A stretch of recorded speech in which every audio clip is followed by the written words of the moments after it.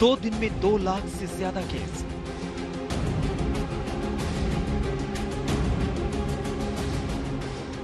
लगातार दूसरे दिन 1000 से ज्यादा मौत।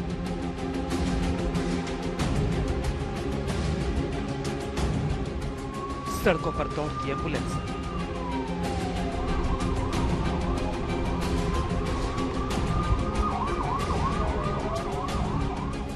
शमशानों में जलती चिताएं।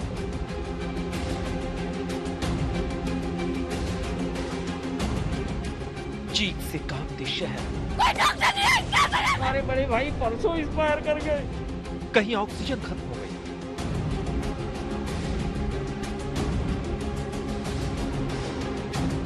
कहीं अस्पताल में बेड खत्म हो गए।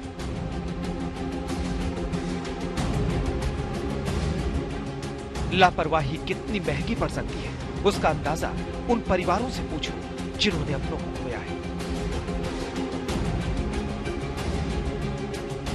कोरोना को हल्के में लेना कितना भारी पड़ सकता है, उसका अंदाजा उन आंकड़ों से समझिए जो रोज नए रिकॉर्ड तोड़ रहे हैं।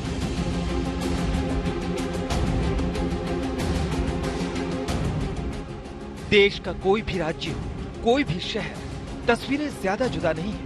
सिस्टम पूरी तरह से चरमरा गया है और कोरोना की रफ्तार कम होने का नाम नहीं ले रही है। बिगड़ते हालात के बीच आज स्वास्थ्य मंत्री डॉक्टर हर्षवर्धन ने एम्स के डॉक्टर से मुलाकात की और मौजूदा हालात को समझने की कोशिश की। I think the greatest problem at this point is manpower. It is not only the nurses, the resident doctors. In my department itself, there are nearly 18 of them who are positive doing home isolation. And we are running the whole emergency. I would like to make a small request. All posts which are lying vacant at various positions, maybe at the level of faculty or residents, at least those posts which are sanctioned can be filled at this stage so that we will have extra pair of hands. इस बीच vaccine की कमी को लेकर उठ रहे सवालों से सरकार ने इनकार कर दिया है। स्वास्थ्य मंत्री हर्षवर्धन ने एक बार फिर कहा कि देश में वैक्सीन की कोई कमी नहीं है।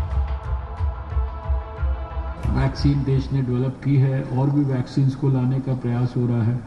11-12 करोड़ के बीच में जो है हमारा नंबर वैक्सीनेशन का हो गया है, उसको भी और तरीके से स्पीड अप करने के लिए प्रयास हो रहा है। किसी भी प्रकार की किसी चीज की कोई शॉर्टेज नहीं।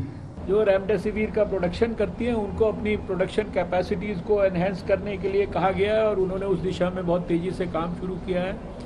दूसरी तरफ भारत सरकार के ड्रग कंट्रोलर के माध्यम से सारे देश के स्टेट ड्रग कंट्रोलर्स को सख्त इंस्ट्रक्शन की गई है कि रेमडेसिविर के संदर्भ में किसी भी प्रकार की कोई अगर होर्डिंग कर रहा है या कोई भी ब्लैक मार्केटिंग कर रहा है, काला बाजारी कर रहा है, पेशेंट को एक्सप्लॉइट कर रहा है, तो उसके खिलाफ जितनी भी सख्त से सख्त सजा है वो उसको देनी चाहिए।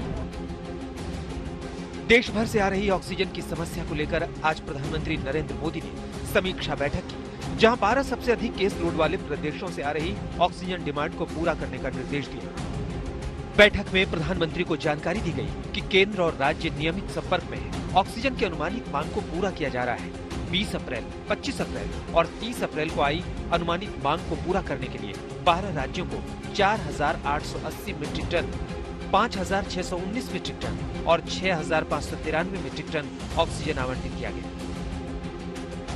इस बीच दिल्ली का हाल बेहाल है, जहां कोरोना लगातार नए रिकॉर्ड बनाता जा रहा है। कोरोना के हालात को देखते हुए एलजी और केजरीवाल ने आज बैठक बुलाई। वहीं आज रात 10 बजे से दिल्ली में वीकेंड का कर्फ्यू लगने वाला है। दिल्ली में आज रात 10 बजे से सोमवार सुबह 6 बजे तक सख्त पाबंदी जारी रहेगी।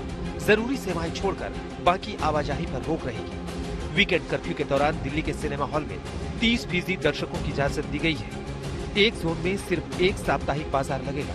रेस्तरां में बैठकर खाना बैन है, सिर्फ होम डिलीवरी की सुविधा होगी। दिल्ली में कोरोना के बढ़ते केस को देखते हुए केंद्रीय गृह मंत्रालय ने दफ्तर में कर्मचारियों की संख्या आधी कर दी है।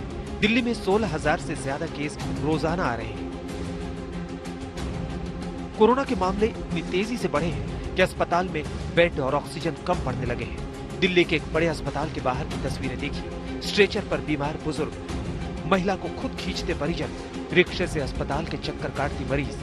सरकारें दावा करने में लगी है ऐसी कोई किल्लत नहीं, लेकिन साफ दिख रहा है असली तस्वीर वैसी नहीं है। सरकार कह रही है दिल्ली में बिस्तर की कमी नहीं है, फिर लोग भटक क्यों रहे हैं? उसकी वजह बताता है दिल्ली सरकार का ये ऐप, जिसमें ये साफ तौर पर बताया गया है कि 15,700 कुल बेड हैं, जिसमें 4,429 बेड अभी खाली हैं। लेकिन जैसे ही आप नीचे वाले कॉलम पर जाएंगे, वहां पर दिखाएगा 3,884 बेड है, जबकि 485 बेड ही खाली हैं। यानी जिन लोगों को जरूरत है वो ज्यादातर ऐसे बेड हैं जो आईसीयू बेड होते हैं, और वो 500 से भी कम पूरी दिल्ली में इस समय मौजूद हैं। और यही वजह है कि लोगों को दर दर भटकना पड़ता है। जो ज्यादा सीरियस है उन्हें वेंटिलेटर चाहिए, आईसीयू बेड चाहिए, लेकिन उसकी जो उपलब्धता है वो कम दिखाई पड़ती है।